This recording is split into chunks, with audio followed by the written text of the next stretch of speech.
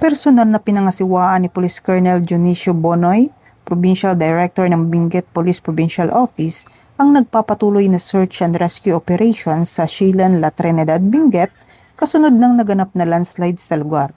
Ayon sa Benguet Police Provincial Office, agad na inilunsad ang operasyon matapos bahagyang masira ng pagguho ng lupa ang isang establishmento sa lugar.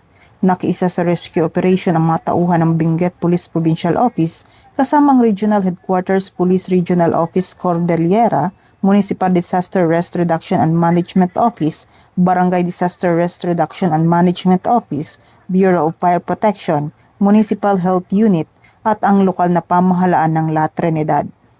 Patuloy ang koordinasyon ng mga responder upang matiyak ang kaligtasan ng mga apektadong individual.